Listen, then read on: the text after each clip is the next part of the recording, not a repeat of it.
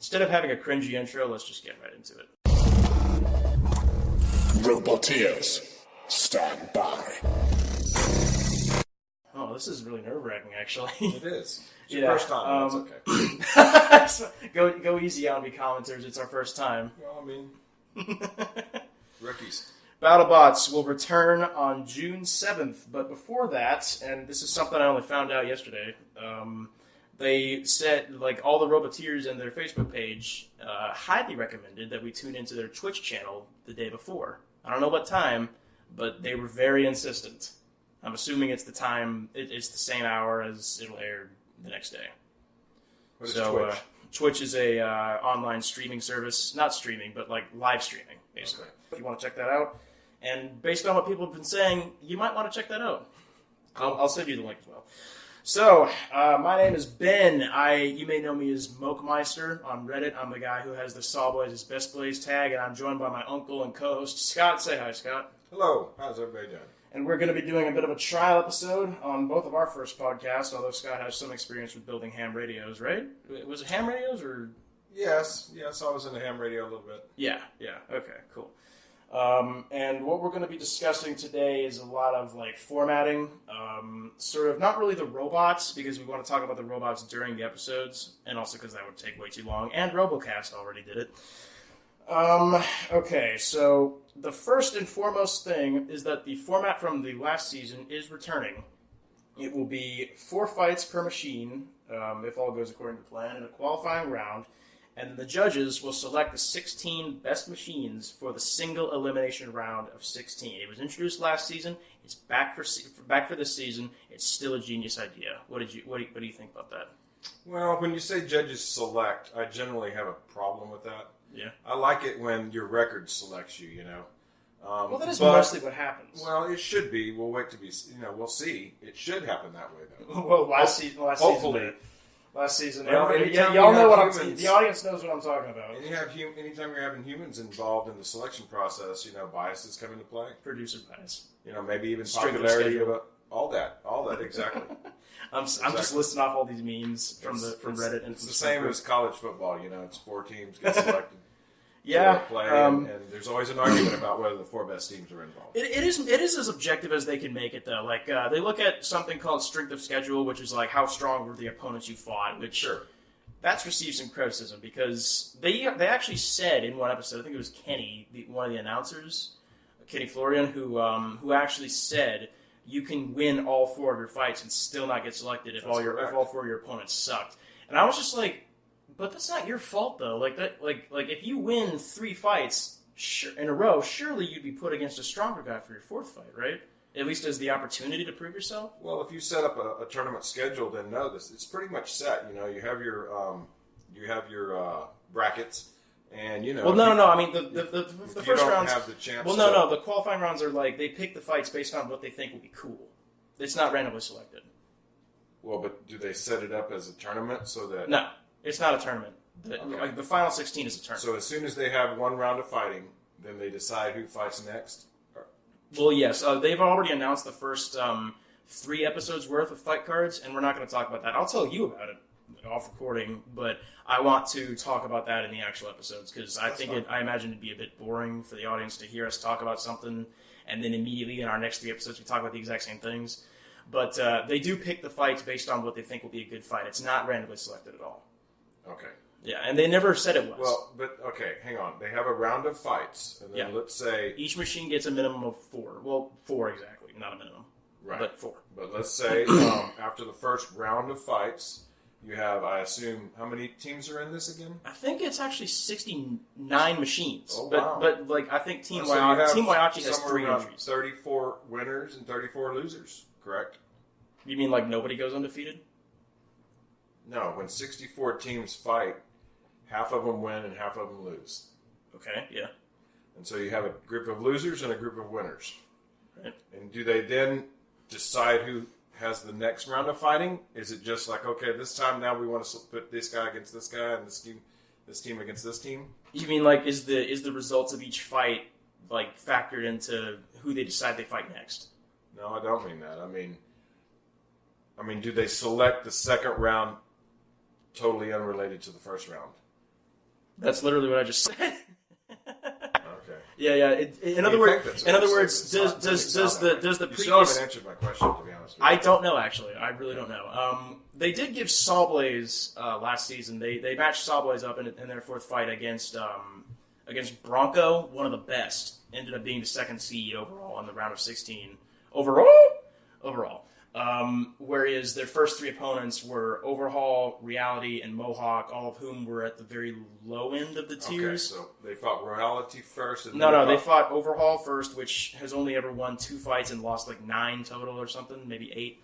They're not in this season, by the way. And then Reality, which was a new build, not a bad machine, but new build, and they did not do very well. And then they fought Mohawk, another machine that also never won a fight. And then they fought Bronco, the second seed, and got destroyed. So, yeah, I'm betting you're right, but they do actually factor in the previous matchups. Like, wow, they did really good. They're better than we were expecting. Let's match them up against the higher tier. I'm trying to figure out, like, if you have a tournament, you have these teams. Team A and B play, and then C and D play. And then the winner of A and B and the winner of C and D fight. Yeah. Oh, that's what you meant. No, that's not how it works.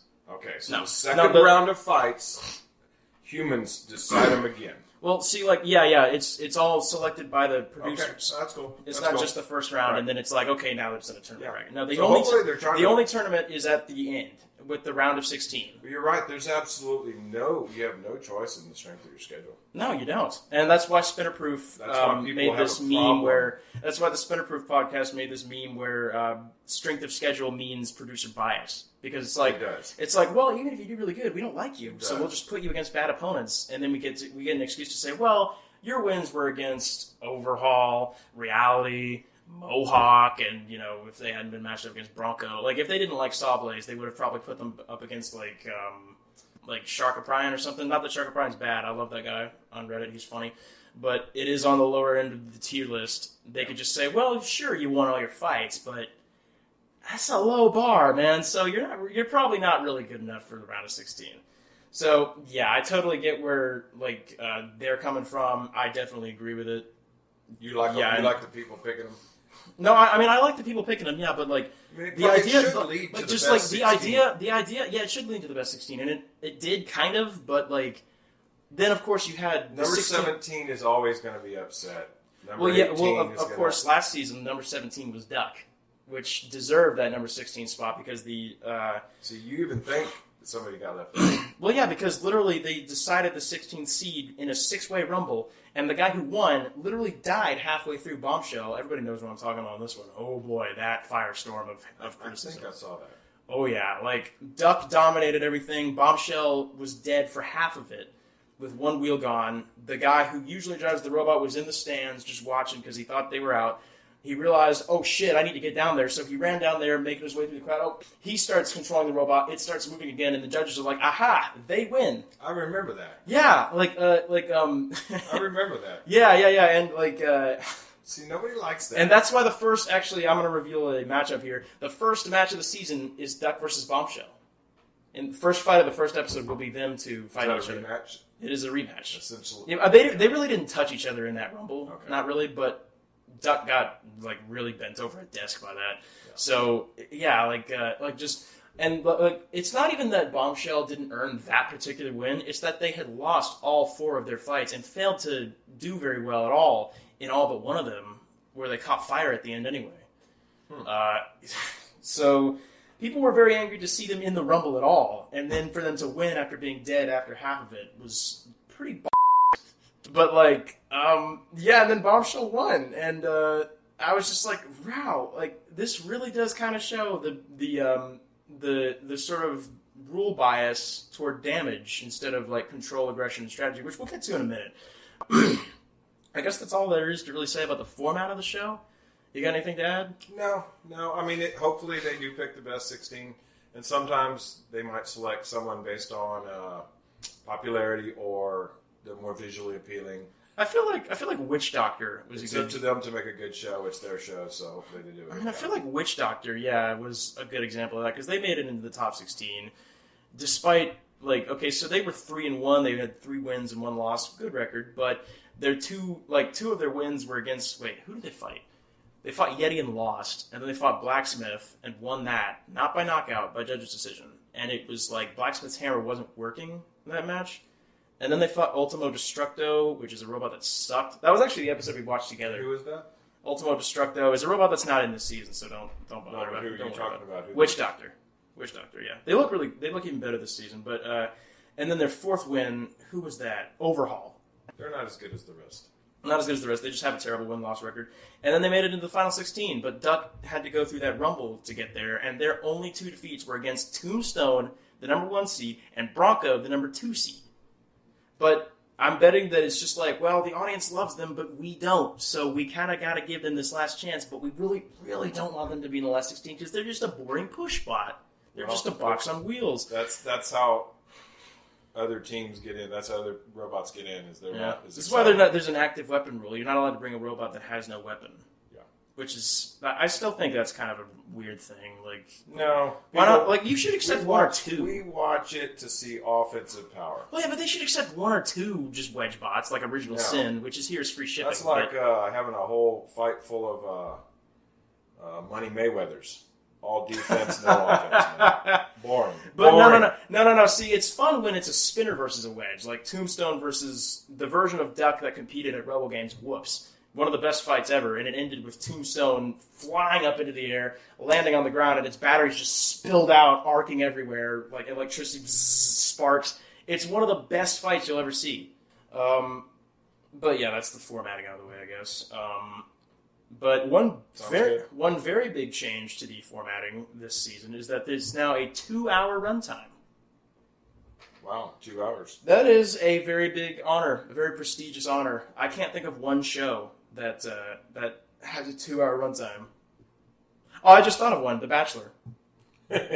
I mean, I was a little worried until I just realized that it was going to go on too long. But if people can survive bullshit like The Bachelor for 2 hours, then they can survive Battlebots. As long as there's action. I mean, anytime there's a UFC. Well, yeah, but my concern is first of all, okay, so, I mean, I kid, of course. I'm still it is still a big risk to have a show of any kind that has a 2-hour runtime because that's a movie. Well, sporting events all take greater than 2 hours. As long as, like I was saying... I mean, very few people watch a sporting event from beginning to end, though, if it's that long. Like football games, I really have not watched many football games beginning to end. I don't watch a lot of football. You don't watch any football. Okay, fine. But even my family who loves football has family doesn't rarely... watch football that much either. Right. Well, okay. Like if there's a UFC fight, as long as there's action, then people watch it. Or boxing, or football, or any sport. As long as there's action, people watch it. That's what you watch it for. Mm-hmm. So as long as they can put 2 hours worth of action together, we'll watch it. Well, if it gets boring, that starts becoming a problem. But is 2 hours too long for a show? Then it becomes the WNBA. I mean, I don't watch the WNBA, so I really don't get it. Watches the WNBA. That's the point. Okay. That was all right. Point taken. But edit that out. Man, I need to get another beer. No, I'm not editing that out. That was golden. That was gold. But the problem here is that okay, so sure, a football game can go on for 2+ hours. People will watch it. All right, I'll take your word on that, I guess. But is it too long for a show like this? Where first of all, we don't know. Well, yeah, but see that's kind of the risk. Fun. Well, here's the thing, though, right? Here's the thing. Okay, so there was the last fight of every episode is called the main event, right? They started that last season. It's supposed to be the best fight of the episode. It's built up all episode. There were a lot of really lame main events that ended up being the worst fights of the episode. It's the same with boxing, and it's the same with UFC. Oftentimes, the main event doesn't come through as the best fight. But in a 2-hour thing, it's really? That's what we waited 2 hours to see? The difference is this isn't live, is it? No, it's not the live. Main event it tries to convince clearly you be the best fight. There's no reason for them they air these in the order they're shot. They don't change. Well, that is nice. 99% of the time. It gives it some realism to 99% of the time, though. There was people all thought last season that they filmed 2 main events per filming session, which is an episode. A filming session is an episode. But in order to see which one's the better one so they can make the better one the main event, that was never the case at all. I refuse to believe that Bite Force versus Hypershock, a fight that lasted 15 seconds, ended in 2 hits, was better than the fight before it, which I don't even know what it was, but it was better than that. Well, people like knockouts. People like knockouts, yeah, but I like a fight that goes the distance, and I think most that's people... not a knockout. I'm saying... Well, most people like fights that are not over in one hit. Even if that hit's great, we'd rather see a longer fight. You're going to have to speak for yourself on that one. I like a good knockout.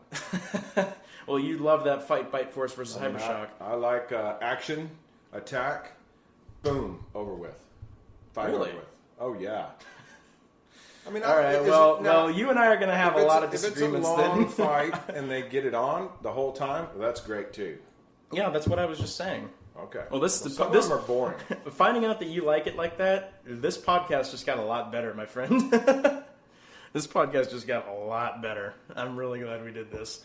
But like also like and it's like us it's just like you could just end up petering out over the course of those 2 hours, and then like because like watching an hour of a well-produced show is no chore for anybody. 2 hours out of your day to watch something that may end up being a bad episode, it's just going to be like, holy cow, this just keeps going for 2 hours, man. It's so boring. It'd be like that. And also, like, the fact that there's going to be a lower density of fights, right? So, four fights per hour. So, essentially 4 fights for per episode for 2 episodes back to back almost. But last season we had 5 fights per episode per hour. And the way the pacing was really, really fast, right? Yes, it was. Apparently, the way that they're going to now fill that time is not by having longer commercial breaks, because the final episode of last season had 4 fights again for the first time since the previous season, and they ended up cutting to a commercial right before a fight began, and that was a kick in the balls. That was a kick in the balls because it was like it never happened once all season, and now. Well, it's now it happens. Then again. It's just like when you watch the Super Bowl or the national championship in any sport. There's 3 times the commercials. But that's a different type of thing, though. No, it's not. It's the same thing. When you get people to watch an entire season, and then the final episode when they determine the winner of the whole season. But it was the worst episode of the whole season. They get more advertising and make more money, and they're going to run definitely more commercials. It happens in every sporting event or fighting event or anything like that. Yeah, but this is a show that doesn't happen live, and sure, the fights themselves are not scripted, but the events of the episode are. Like, you can edit it however you want. And for them to do that, it's true, like, really... They play an episode every week, and so advertisers can tell if this show has good viewership and it's increasing, and they will buy more ads based on that, and then they will show more ads in the final episode. It's just how it's going to be. Get used to it. I guess final episode. It was because there was 4 fights in that episode instead of 5. But the way I've heard that they're going to, and it's not really I've heard, it's been confirmed, that they're going to fill that time now is by having pit footage. So in a robot combat event, televised or not, the area where in the backroom warehouse area where the Roboteers store the robots and they work on them on their workbenches, it's called the pits.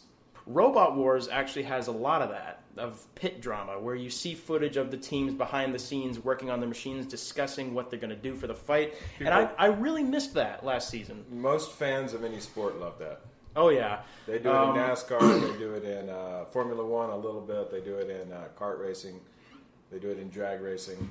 Well, I mean, I say there was no pit footage in the previous season. I'm realizing that's kind of there was a little because of the fact that first of all, there was occasionally like one example I can think of after Sharkapryan fought Warhead during the commercials, they actually cut in a little bit of a section where the 2 teams were kind of looking at the damage caused to Warhead by Sharkapryan, and they were like, it was real funny because the Sharkapryan captain was like, "Yeah, I damaged you." I was like, "Yeah, I damaged you," and then I just punched the ceiling fan. That was why there was a pause. In the studio. Studio, yeah. High budget production, ladies and gentlemen. You should take this seriously. But aside from that, the only other pit footage there was before each fight. There was like a little square in the bottom, right-hand corner of the screen as the robots were being prepared. The drums were playing, where it was like a 10-second clip of the team captains saying what they were going to do for the fight. And that was never really enough for me, especially seeing as to how they often didn't follow that strategy. But that was shot in the pits. This time, the pit footage will go a long way, and like you'll be able to see the teams work on the robots. You'll be able to see them discussing strategy rather than just saying we're going to do this. Okay, fight. But all the same, though, it could be bad. Like the best kind of pit footage is unscripted. Robot Wars in the early 2000s, Robot Wars was going, and they tried this with the Extreme series, where they actually scripted like dialogue, but in the pits for the teams to say to each other, like trash talking, and it was just horrible. And I really hope BattleBots doesn't try the same thing. Okay, so a couple of engineers trash talking is a little bit different from a couple of wide receivers trash talking. You know, engineers don't know how to trash talk. Well, they don't know how to act either. Is Exactly. the thing. Like they can trash talk pretty well. Like there was a lot of great unscripted trash talk last season. It's nerdy engineer trash talk. But there was a lot of great trash talk last season that was completely unscripted. But if you try to script it, then you have to act instead of just saying it. So it's like. I can't even begin to describe to you how bad it was in Robot Wars Extreme. It was, oh gosh. Let's just move on before I cringe to death.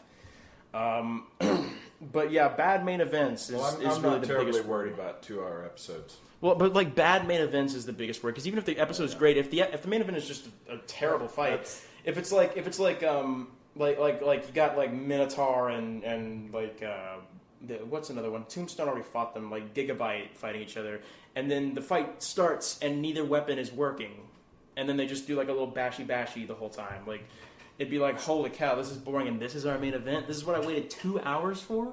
Oftentimes, the main event does not live up to its billing. Well, yeah, true, but like they're not like they shouldn't be the worst fight of the episode as they so often were last season.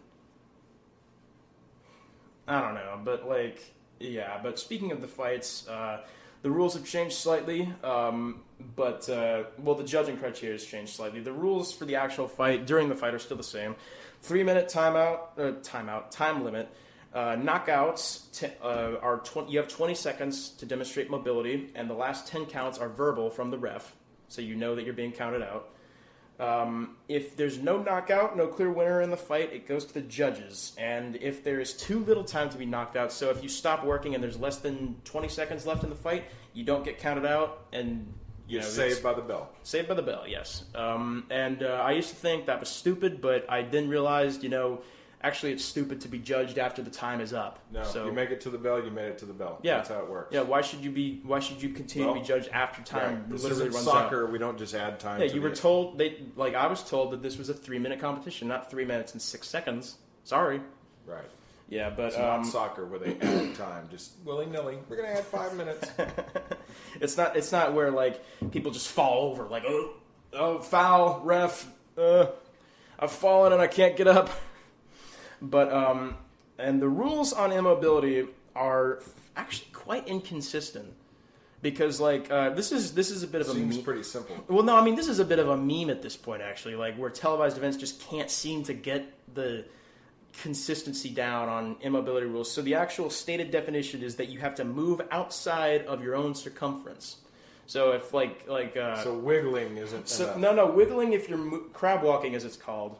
Like if one side stops. wiggling, not crab walking.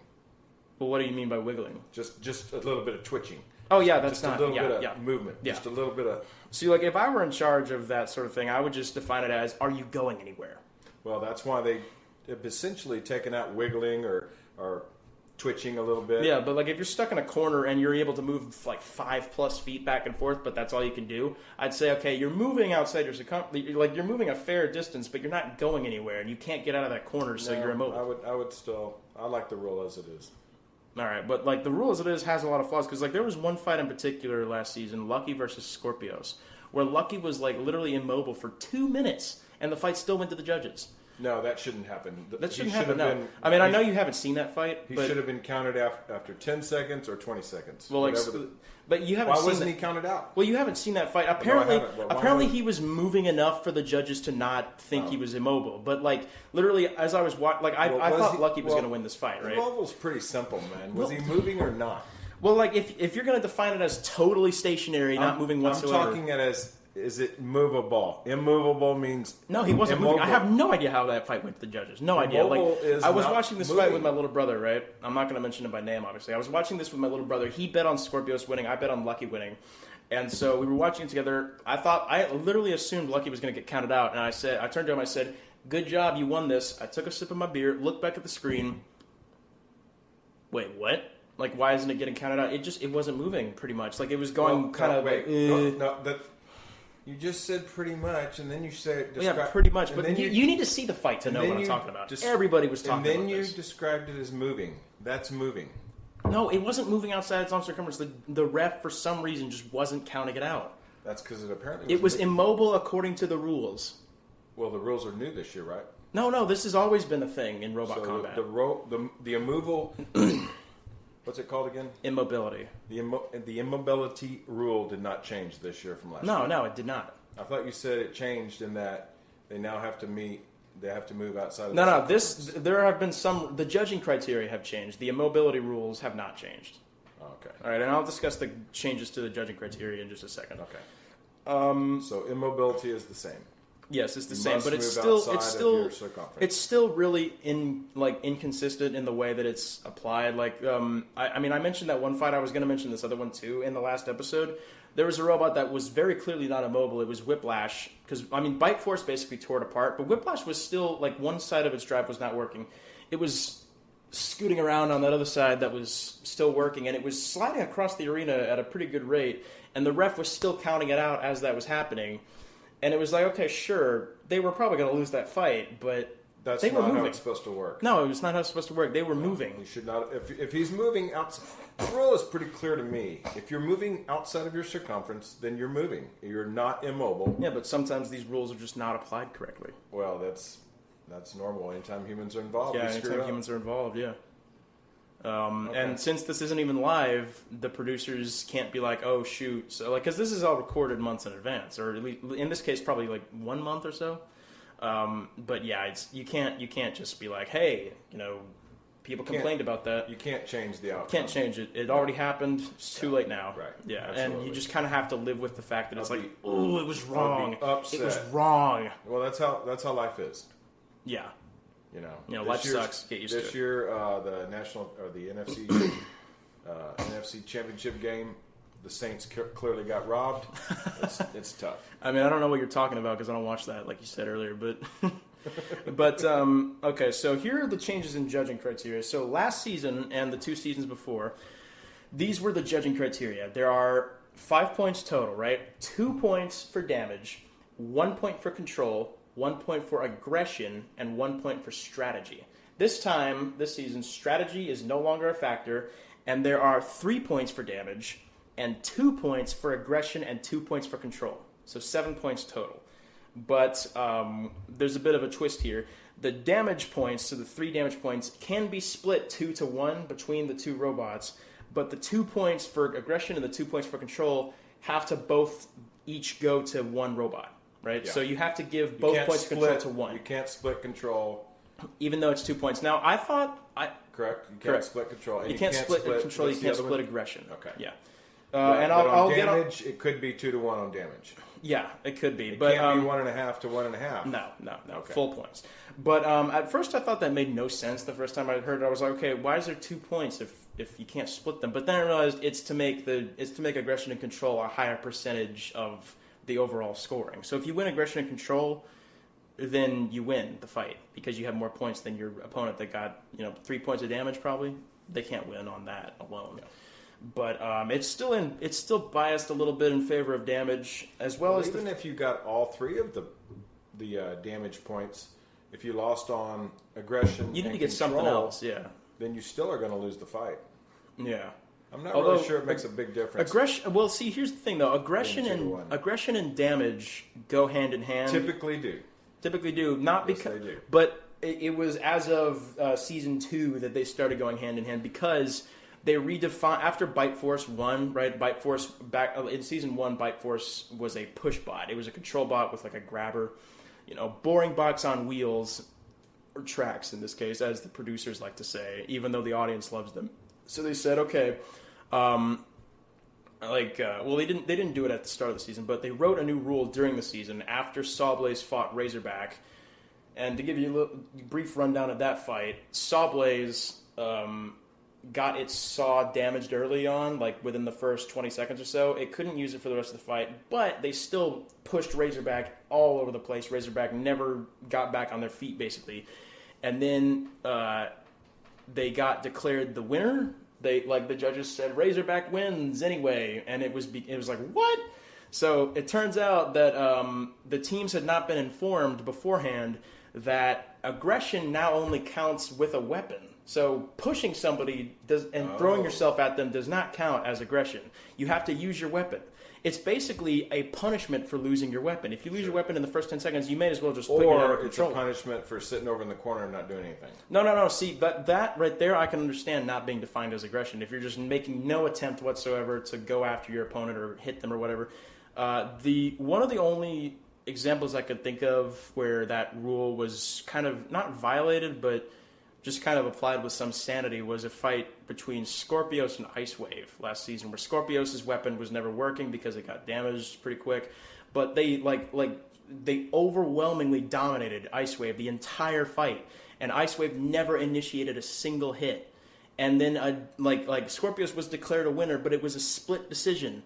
One of the judges still voted against Scorpios and said, no, they lost. That robot that got shoved around and was running away, literally running away for the entire fight. And plenty of people on Reddit as well as Facebook were defending Ice Wave and saying, no, Ice Wave won because they did more damage. Scorpios just pushed them around a lot. I'm just like, well, you don't understand robot combat. And just the idea that you needed a weapon to demonstrate aggression is just very strange to me.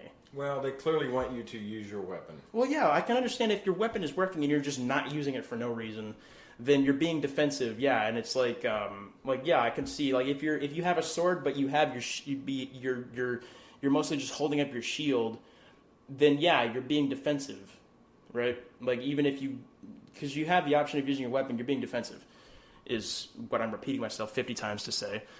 But the idea, okay, you lose your sword, right? You get disarmed or whatever early on, but then you still defeat your opponent the night using just your shield through sheer skill or being aggressive. Aggression. Yeah, aggression. And then the king is off with his head because he didn't even use his sword the whole time. It's like, what? But I got him on the ground, man. He's got bruises all over him. I beat him. This is most likely because it's a spectator sport. It's on TV. But to keep in mind, in Season 2, this was especially harsh because it was a single elimination tournament. It means if you lose one fight, you're gone. Goodbye. You have to go home now. I mean, I really just kind of think single elimination tournaments are just ridiculous ideas anyway. Because it's just overly harsh. You lost once. Goodbye. Yeah, for machines, it's probably not appropriate. Well, yeah, also, just in any tournament, really. Even a Smash Bros. Tournament where you just drive there and you just play a video game. It's disappointing not only for you to only be able to try once if you lose, but it's also disappointing for the fans that really wanted to see you.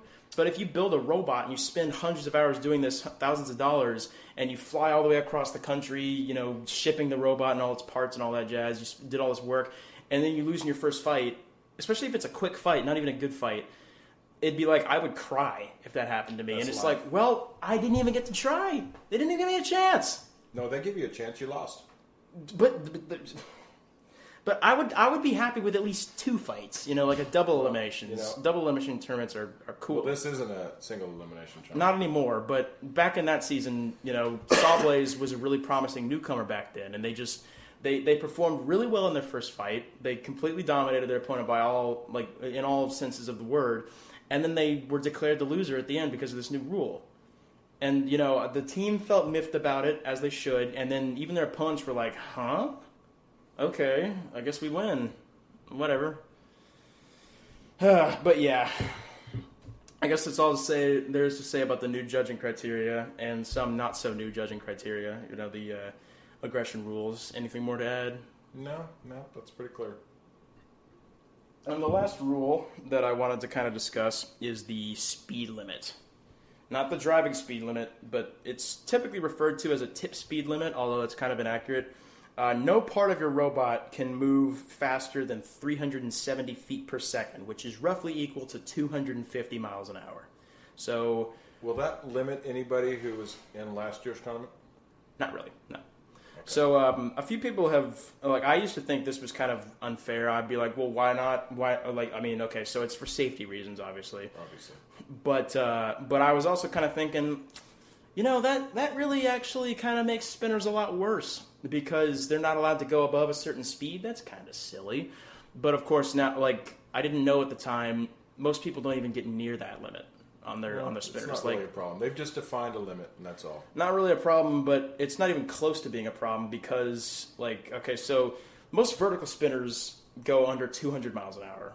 Even the big horizontals like Gigabyte, a big shell spinner, they're about 205 miles an hour. There were a few robots there are a few robots that go near the tip speed limit, like Tombstone is like 235. What's the speed limit again? 250 miles an hour. And then in seasons 1 and 2, it was 300.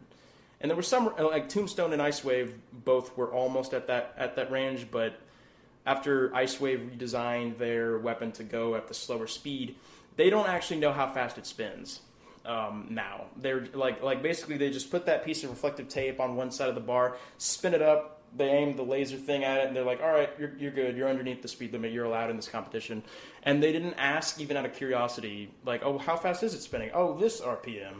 Okay. Like, it's just it's kind of weird to me that you wouldn't at least want to know how fast your weapon is. But there you go. I'm surprised by that. But there you go, I guess. Point is, most spinners don't even get close to that speed. And also, if you go above 250 miles an hour, unless your weapon has a huge radius, it's probably going to hurt you. Can you think of why? No. Because with spinners, there's a factor that you don't have to consider with like a hammer bot, and it's called engagement. So when you're spinning, right, like if you're spinning too fast, you're just going to kind of grind your teeth on the opponent. But if you're spinning slower, it gives the opponent more time to move into the tooth range between each pass of each tooth. And then that allows you to hit them harder. So going above a certain speed will actually cause you to hit less hard because you're not able to get a good bite, right? So that's why most vertical spinners, because vertical spinners tend to be much smaller, they go at a much slower speed. So, yeah. RPM-wise. Makes sense. Somebody asked a really good question. It was Ryan Bratley from the Spinner Proof podcast, to bring them up again, because I'm big fans of them. I'm a big fan of them, but he asked why energy isn't limited instead of speed. So I have the answer for that. It's a good question, but I have the answer for that. It is that the rule is not in place to stop spinners from being overpowered. It's to stop debris from being sent flying at the polycarbonate glass and penetrating it and hitting a viewer and killing them and then causing all sorts of lawsuit headaches. But wouldn't energy also generate more damage? See, okay, so that's a good question, but yeah, the faster you are, the more energy you have, but the most powerful spinner in Battlebots right now is Son of Waiachi, and their spinner only moves at around 160 miles an hour this season. So it's 90 miles an hour under the speed limit. And they have roughly 85, 90 kilojoules of energy, so they have the most powerful spinner there. But the debris they can send flying is only going to be going 160 miles an hour, which makes Son of Waiachi a safer robot. But even if you have a really lightweight spinner, if it's going at that speed, it's going to send debris flying at the window. Yeah, at that speed. Yeah, it makes perfect sense. Yeah. So what I would like to discuss next is a little bit of a controversial topic right now on Reddit and sort of amongst Roboteers in general.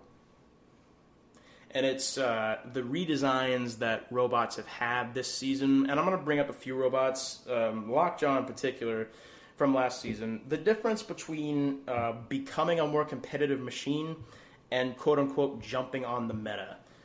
And Lockjaw is a robot that jumped on the meta, hook, line, and sinker, because they were a really interesting, unique design in seasons 1 and 2. They had a spring-powered flipper that looked like a set of jaws in front of the robot. And then in season 3, they literally were just a four-wheel drive vertical spinner with hinged forks.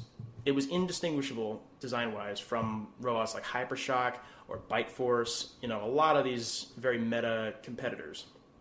And people are accusing several robots of doing that this season. So, like, Sawblaze comes to mind because Sawblaze, like its name suggests, in seasons 2 and 3, it had a saw on an arm, right? Like a saw blade cuts through things. This year, it's come back with like with a bar spinner on the end of that arm. So people are saying, well, it's just a typical bar spinner now. They've just jumped on the meta. First of all, they still have the saw, but people are still worried because they have a saw. And... They have the option of using either the saw blade or the bar spinner. But they only have one weapon. Boom! Yeah, like on the end of an axe. That bar spinner on the end of an axe can hit from the top. First, like there's so many problems I have with that. First of all, you cannot possibly tell me that is the meta. And a spinner on an arm, that's a very unique design. I agree. Not many people have tried that. And it's based off Jameson Go's featherweight, which is a 30-pound machine called Megatron, which is basically a miniature saw blade. And secondly, so I forgot to say this earlier. Lockjaw had the option last season of reattaching the flipper to the robot and using that during a fight, but they never did. Probably because the flipper would never have been a better choice. It's like, okay, we want to win, why not just use the spinner every time because that's better? And people are kind of going, well, yeah, Saw Blade still has the saw, but why would they use that? The spinner is just better. Why would they ever use that? But like, and I was real worried about that too until I saw a video, so I'll discuss supporter content later, but I think this is fine.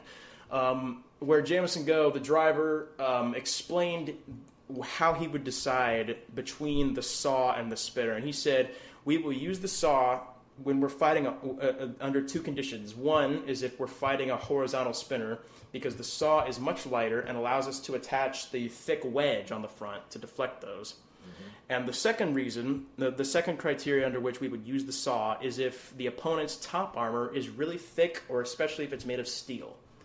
And the idea that a saw can do better against thick steel armor than an actual spinner is kind of weird, but I'll buy it. Well, maybe so. I mean, yeah, he knows what he's doing better than we do. Yeah.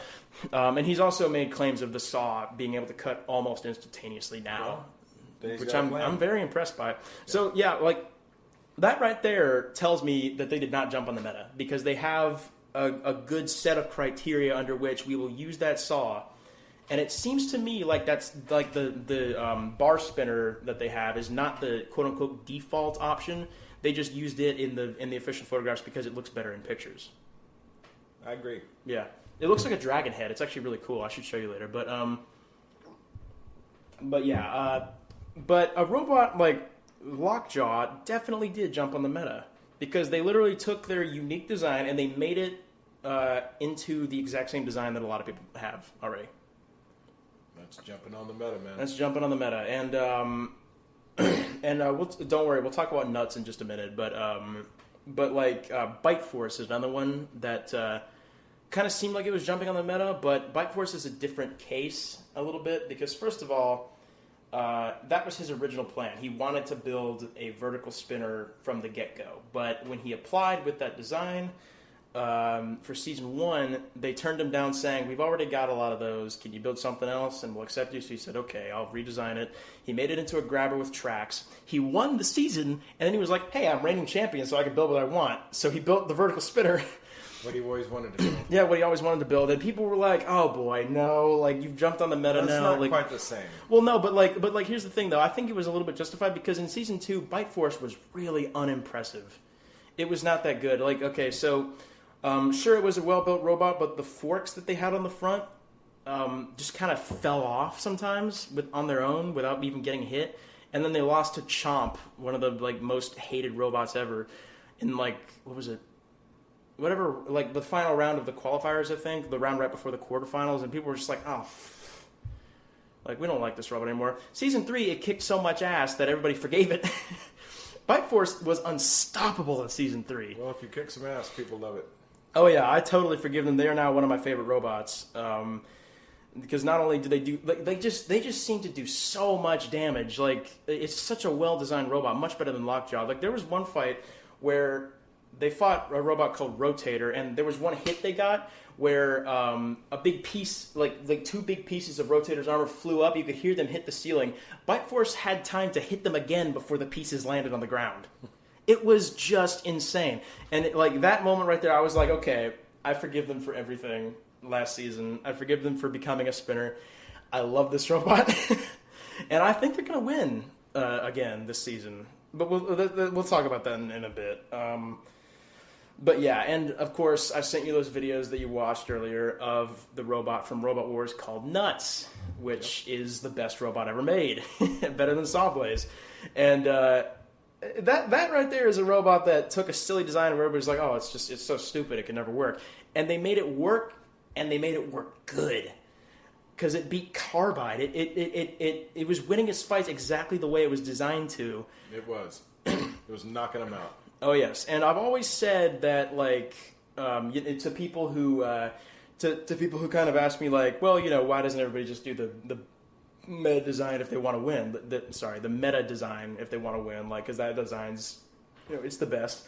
Just build a vertical spinner. I say to that sort of thing. Well, it's always a good idea to, like.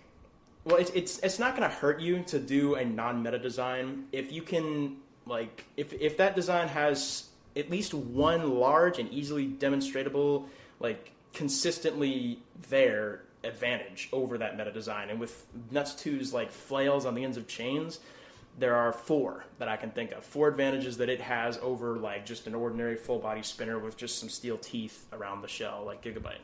The first of which being the increased range. Like, that's easy to see. That was huge. Oh, yes. The second of which being that, how I was talking about engagement earlier? Well, with flails, because when you hit something, the chain just folds out of the way, the second one still comes around anyway. Engagement's not a factor at all. You can just have them go as fast as you want, right? Like, up to that tip speed limit. Engagement, increasing the RPM can only increase its power. That's correct. Not decrease. The third is that you're not going to hurt yourself when you hit people. So, of course, spinners have to survive their own hits. Oh, yeah. Right. And Nuts 2 didn't need to worry about that. And the fourth advantage, well, actually, there are 5 now that I think about it. The fourth advantage is that with full-body spinners, typically when they get a hit, they go flying across the arena in the opposite direction. They hit the wall. They hockey puck around for a bit. They're hard to control. Nuts 2 does not do that. No, they don't. They kind of do stop spinning, but equal reaction kind of. No, even though it's absolutely there, not. Yeah, the chain just absorbs all that energy and it dissipates it. Yeah, and the fifth advantage is that when you hit something, the chains kind of go up and down a little bit, so they don't need to be really accurate to get those, like, pinpoint precision hits on, like, Concussion's tires or Carbide's chain. It's because they kind of go up and down in this, like, 6-inch to a foot type of thing, so they're going to hit everything in there. So until they really get up to speed, they wobble a little bit. They wobble a little bit, yeah. Like, but I mean, that's fine. Like, that really didn't hurt them a lot. It was kind of an advantage. Kind of an advantage, yeah. I mean, of course, it's what allowed Carbide to hit the ring, because Carbide's bar is normally too low down to hit that ring, but Nuts 2 did kind of dip down into that range. Yeah. But I mean, that's a fringe case, basically. Sure. So, and with a saw, I guess, like over something like, just a vertical spinner, you have the ability to be a control bot and only engage that weapon when you want it to be engaged. So you have them against the wall. Okay, now bring the saw down. You can still maintain control. Or if you have the vertical bar spinner attached to the end of that arm, if the opponent has weak armor or is not a horizontal, like Jameson was saying, you can be a control bot for as long as you need to, and then only when you can get a good hit can you activate that weapon. Yeah. That's a very big advantage over just a four-wheel drive box with a vertical spinner on the front and forks, like Lockjaw. Yeah, and kind of another thing I wanted to talk about, like, in regards to that sort of thing, is the so-called rock, paper, scissors dynamic between robot designs, where it's like this design beats this design, which is in turn beaten by this design. And I really disagree with that idea, because it's not always concrete. In fact, it's basically never concrete.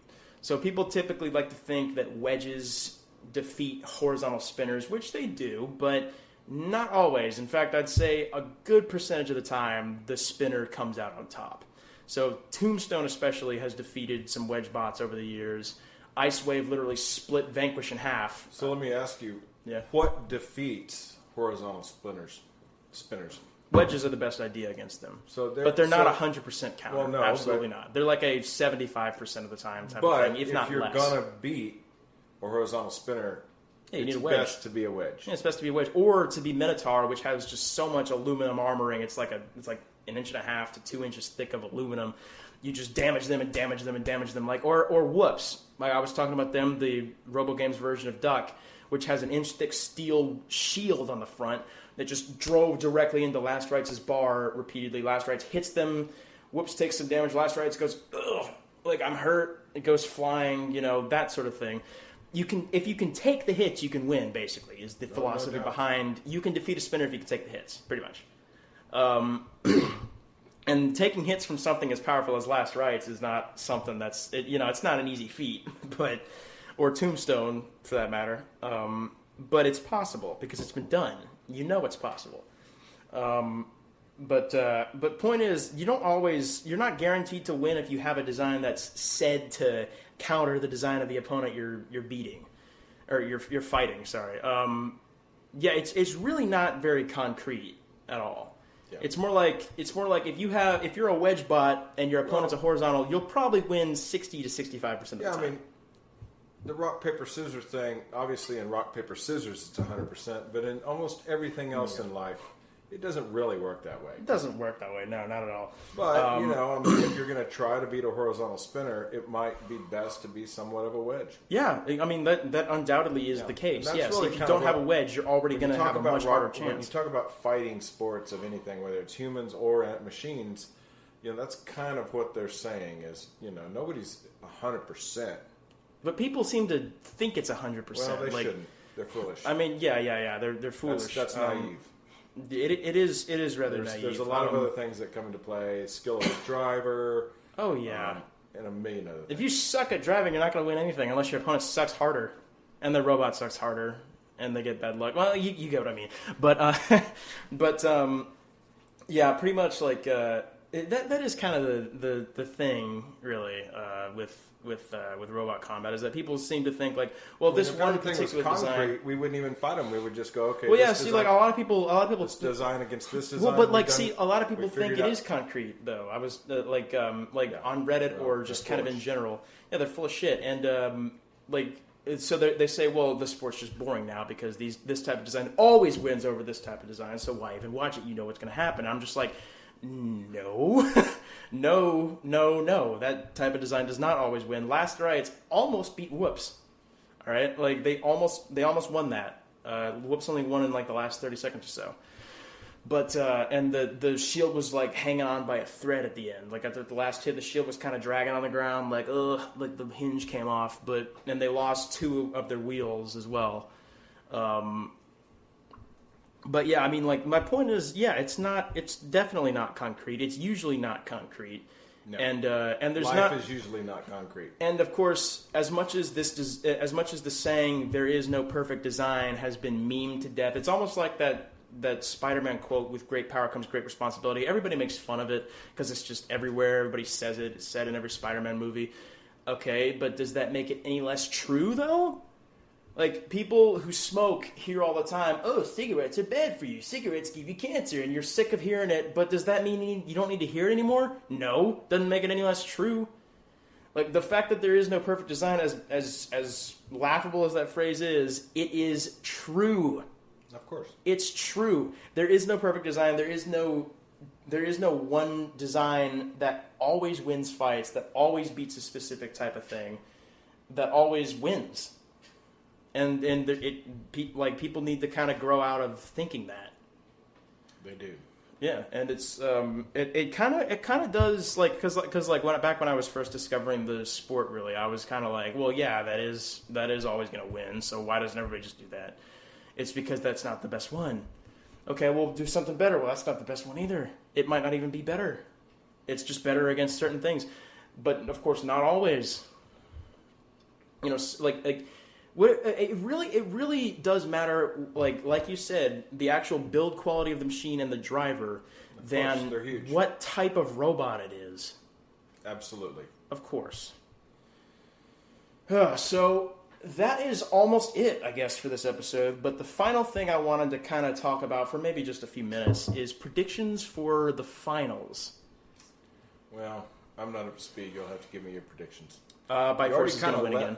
You already let one out of the box, man. Bite Force is going to win again. Bite Force is going to take it, huh? I mean, like, is there really? There really is not anything wrong with saying that the current champion's going to win again, is there? No. It's really not irrational at all, because it's like, well, they were good enough to win the first time. Accuse you of jumping on the bandwagon. Jumping on the bandwagon, Bite Force is objectively probably the best robot there, though. It's like saying the Patriots are going to win the Super Bowl again this year. I mean, I don't even know if Tom Brady still plays for them. Probably not. He does. He does? Yes. Really? How old is he now? Like 40? 41. He still won the Super Bowl, man. But yeah, it's like, I mean, Carbide from Robot Wars was in the final all 3 seasons of the reboot. They won one of them. They came second place in both of the others. But yeah, so there's nothing wrong with saying Bite Force is going to win again. A lot of people are kind of doubting Tombstone's ability, even though he literally made 2 Tombstones this season for this season.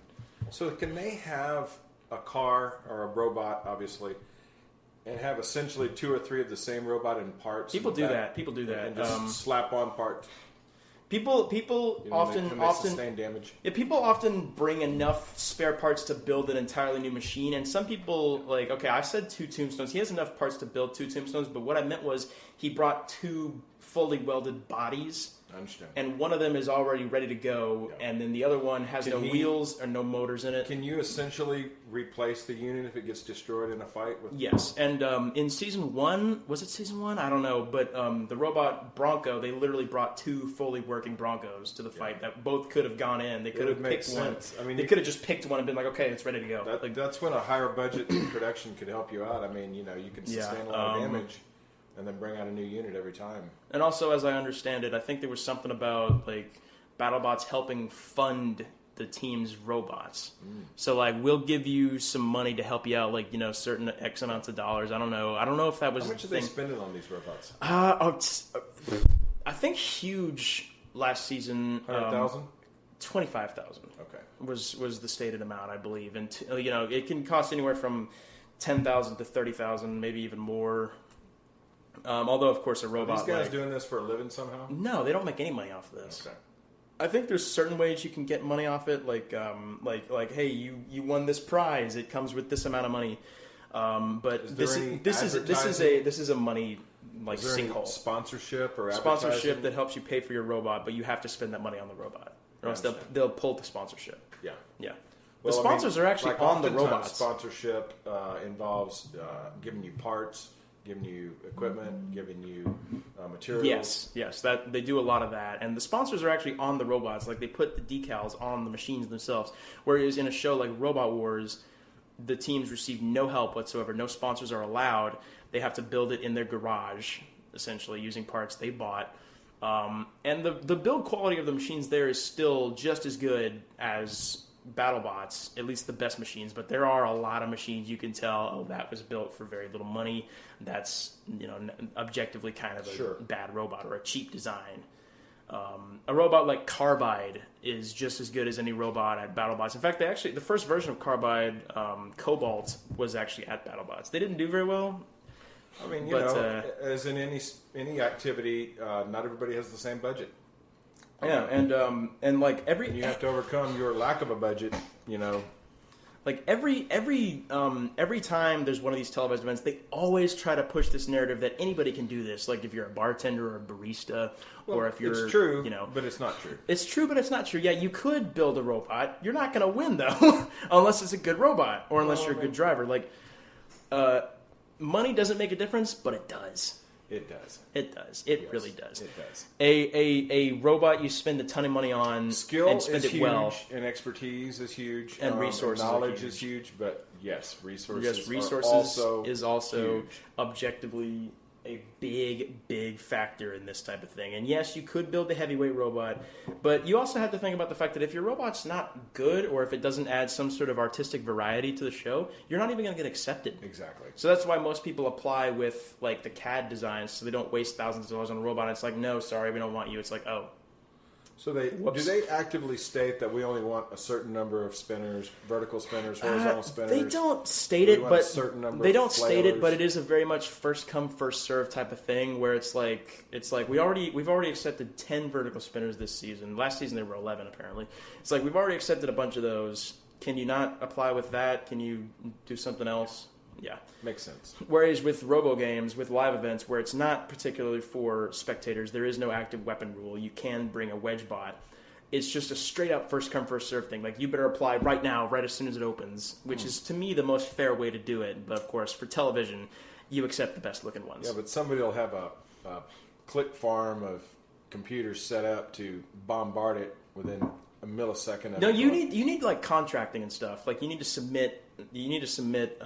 Well, you just said whoever submitted first when the. Well, it's not. No. It's not like a click button thing. Like you just click the thing. And it's like, okay, you're entered. It's more like you have to. You just said enter. It was first come first serve. Yeah, it is. But you have to mail in or email in your contract and your assignment. Well, like with this is what my robot is. This is what it's called. Something is first come first serve. Then someone else will. It just means you need to do it in a timely manner. Someone else will figure out how to do it faster. Yeah, I guess so. I could be completely wrong about this, though. It's the same as when tickets go on sale and somebody buys up all of them within a millisecond. Yeah. I could just be completely wrong about this, but I'm pretty sure that RoboGames does not discriminate on... Well, we're not watching RoboGames. Well, yeah, true. I mean, RoboGames is great, but it's not happening this year. Well, what are we watching? Battlebots. Battlebots. Made in America? We're watching Pacific Rim. Made in America? Yeah. We're watching. They're not all American teams, though, right? No. There's a lot of. There's actually two teams from China this year for the first time in the show's history, as well as a team from Russia and a lot of British teams. Monsoon is a robot from Robot Wars. It was originally called Toron. There, it didn't do well. It did do well, but it never won any fights. Well, that's not doing that well. It did. It did really good in 2 fights, but it just the judges gave it to the other guy. Okay. Hey man. We may have Tom Brewster on this show as a guest star at some point, so we shouldn't be talking smack about his robot. And actually, speaking of like Monsoon, the guy who drove Nuts 2 is actually on that team this year, Rory Mangles. So Monsoon is now one of my favorite robots. You're a big fan of Rory? Rory Mangles, yeah, he talks like I love his voice, like the accent he has, and I also just like he makes all his own electronics and he's just like a wizard at it, and it's like wow, like he's funny. He built Nuts 2. How can I not love a person who has that on their resume? The best robot ever. It delivered some punishment, that's for sure. Oh yes, it did. It beat Carbide. I don't even care that Carbide beat it. It was on the second try. It was. That's how you become competitive without jumping on the meta. We already talked about that.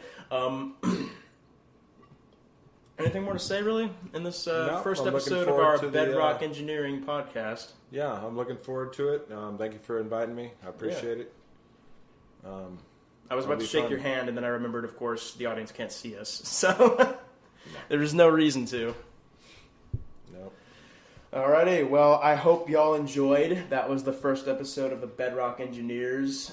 Please like, comment, and subscribe. Give us some things to follow up on at the beginning of next episode before we talk about episode 1 of BattleBots Season 4. I'm very excited. So when is the episode 1 actually come out? June 7th. And I can't remember what time off the top of my head, but remember, tune in to their Twitch channel the day before, Thursday, June 6th. They've got something big. And the Roboteers have insisted that you catch it.